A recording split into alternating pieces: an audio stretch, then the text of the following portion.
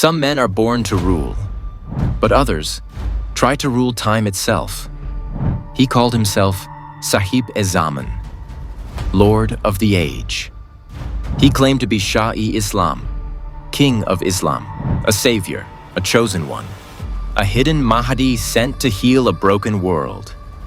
But history remembers him not as a savior. It remembers him as a warning.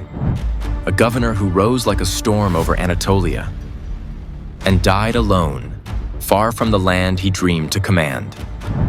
This is the true story of Ala al-Din Timurtash, the Ilkhanid viceroy of Rum, a rebel wrapped in religion, a prince of power who gambled with God's titles and paid with his life. The year is 1314. Anatolia is shattered. The Seljuks are a memory. Turkoman beyliks fight for every grain of soil. The Mongol Ilkhanate rules like a fading sun, still bright but burning out.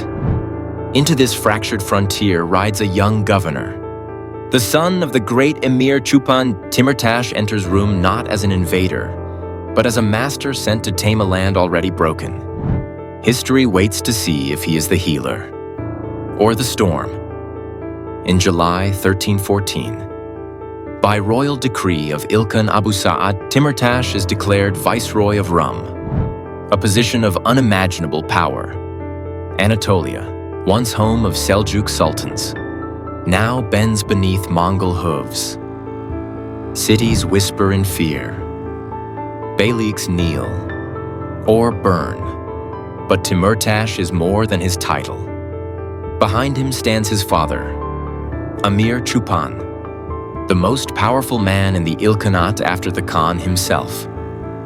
With that shadow behind him, Timurtash does not rule. He dominates.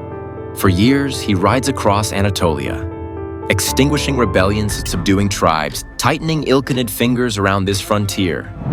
The locals learn quickly. Rum now belongs to the house of Chupan. In 1320, Anatolia trembles again. The Karamanids, proud heirs of Seljuk legacy, hold Konya, the city of Rumi, the heart of the old sultanate. Timurtash marches against them. The gates fall. Konya submits. The message is clear. Mongol authority still breathes. But this victory plants a dangerous seed. Timurtash tastes independence. He begins to see Rum not as a province, but as his inheritance. In 1321, Timurtash makes a move no one dares imagine. He reaches across deserts and extends his hand to the sworn enemy of his masters, the Mamluk Sultan al-Nasir Muhammad of Egypt.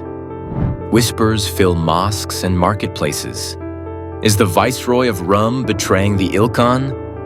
Or is he preparing to become something greater? Together, Timurtash and the Mamluks strike the Armenians and the Western Turkoman beyliks. The Mongol governor of Rum now plays both sides, brother to the Ilkhan and partner to the Mamluk Sultan.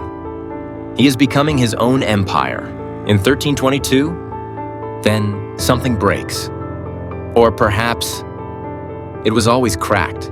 Timurtash steps beyond rebellion. He steps beyond politics. He steps into prophecy. He begins minting coins with new titles. 𝐸𝐸𝐸𝐴, Lord of the Age, Shah-e-Islam, King of Islam, and even more dangerous, he claims to be Mahdi, the chosen one, the promised guide. A viceroy becomes a messiah. A servant becomes a sovereign.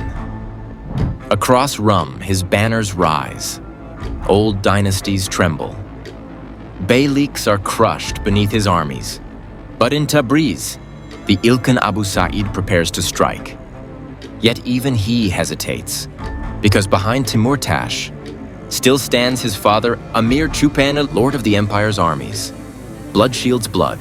In 1324, the empire cannot allow a Mahdi to bloom. Chupan rides to Anatolia, not to save his son, but to save his own legacy. History imagines that moment. A father and son standing in silence, a revolt dissolved by blood ties. Timurtash kneels, He surrenders, and miraculously, he is pardoned. The 𝐖𝐤𝐭𝐤 reinstates him as viceroy. But something has changed. Inside, Timurtash burns a conviction. No pardon can extinguish. He returns to Rum, still dreaming of a new world. In 1326, Timurtash rides to Beyshahir. There, he seizes the Eshrafid ruler and ends him in a manner that chills the world by drowning him in his own lake. A message written in water and death: obey or vanish. His shadow darkens Anatolia. Beylik after Beylik bends. His trusted commander, Ala al-Din Eretna, is unleashed like a knife, carving the land in Timurtash's name. Eretna will one day rise as a ruler on his own. But for now, he is Timurtash's blade. Rum belongs to none but him. Then, August 1327. A quiet blow shatters everything. Timurtash's brother, Damask Khaja, is killed in court intrigue. The Chupanids lose favor, and just like that, the shield that protected Timurtash turns to dust. He withdraws to Kayseri, then Sivas, and then he disappears. In December, the once Mahdi flees Rum and seeks refuge with the same Mamluks he once courted. The man who dreamt of God's throne now begs for safety. He arrives in Egypt, expecting refuge, perhaps even alliance. But power respects only power. On the 12th of August, 1328, the Mamluks execute him. His head is sent back to the 𝐖𝐤𝐭𝐤 as a trophy, a warning, a final punctuation on a failed prophecy. The Mahdi of Rum is dead. Timurtash was not merely a rebel, he was a symptom. Anatolia was dissolving. Seljuks gone, 𝐖𝐤𝐭𝐤 fading, Beyliks rising. In such chaos, a man like Timurtash could dream of kingship, even divine authority. His revolt shows how fragile Mongol power had become. Governors acted as kings. Kings feared their servants. Religion became a weapon. Coins carried prophecy. From these fractures would grow new powers, including Eretna's dynasty, and eventually, the Ottomans. Timurtash failed, but his age birthed the world that would follow. Timurtash claimed to be Lord of the Age. Yet his age ended with the fall of a sword in a foreign land. But history is full of men like him.